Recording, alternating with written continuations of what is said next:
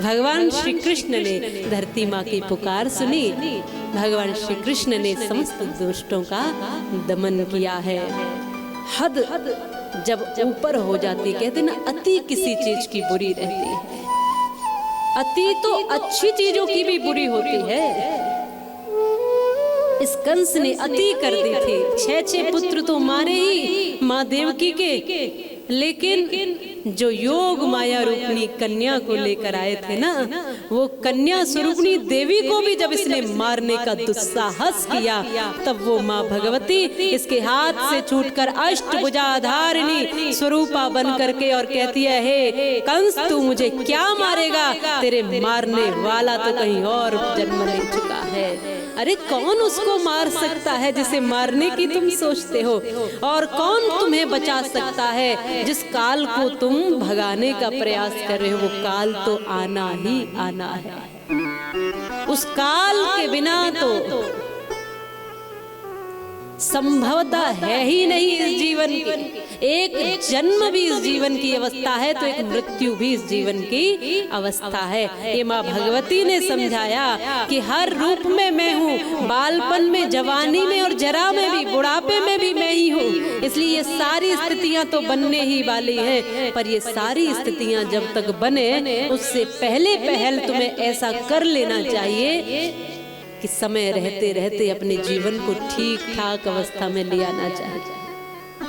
लोग कहते हैं कि भक्ति तो बुढ़ापे का विषय है। कब का विषय? बुढ़ापे का। बोले बुढ़ापे में करें, बुढ़ापे में आपका शरीर नहीं उठेगा, जुबान नहीं हिलेगी, कानों से सुनाई नहीं देगा, हाथ कुछ करेंगे नहीं, तो फिर कैसे राम राम करोगे? बताओ। आप कहोगे मुंह से राम, निकलेगा आम, सही से बोल ही नहीं पाओगे। समय रहते हुए जवानी हवा का झोंका है, जवानी कागज की नौका है, और जो कुछ करना है जवानी में ही कर लो, क्योंकि जवानी ही कुछ बेहतरीन करने का मौका है, कुछ अच्छा करने का मौका है। जो करना है, पुरुषार्थ करना है, धर्म करना है, दान करना है, सत्कर्म करना है, अच्छा कर्म करना है, जो कुछ भी करना है वो जवानी में ही करना पड़ेगा। बुढ़ापा जीवन की उस अवस्था का नाम है जिसको केवल संभाल करके कुछ दिन व्यवस्थित किया जा सकता है, और आखिरी क्षणों की ओर बढ़ता हुआ वो एक पड़ाव है। उससे पहले जब एकदम आप पुष्ट हो, तंदुरुस्त हो, रोगों से दूर हो, समय है, उम्र है, शक्ति है, बल है, बुद्धि है, विवेक है, सब कुछ जब है तभी तो कुछ अच्छा करोगे। उस अवस्था में ही तो अपने आप को भगवान के आगे समर्पित करोगे। और कौन सी अवस्था में आप भगवान के समर्पित कर सकते हो, बताओ जरा, बताओ। कोई अवस्था ऐसी नहीं है। इसलिए बिना डरे, बिना झिझके अच्छे संकल्पों को धारण करिए। निश्चित ही माँ भगवती की कथा आज के समय में क्यों सुनाई जा रही है, ये चिंतन का विषय है कि नहीं है? ये चिंतन का विषय है। और ये चिंतन का विषय इसीलिए है कि माँ भगवती की कथा यदि महिषासुर, शुंभ, निशुंभ, चंड, मुंड इत्यादि को मारने तक की होती तो उसी समय वहीं तक समाप्त हो जाती।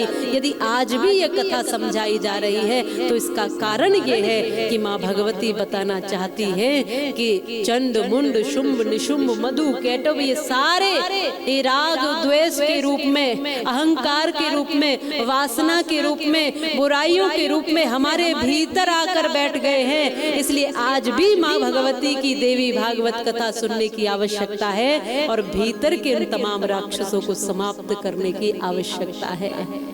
कंस कौन है? जिसके भीतर क्रूरता है, वो कंस है। अगर कोई व्यक्ति क्रूर है, अपने पिता को जिसने जेल में डाल दिया और राज्य गद्दी पर बैठ गया, वो कंस है।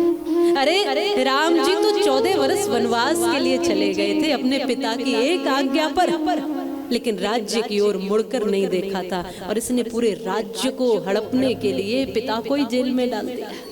ये वृत्ति ही कंस, छीनने की वृत्ति कंस, देने की वृत्ति कृष्ण है, राम है।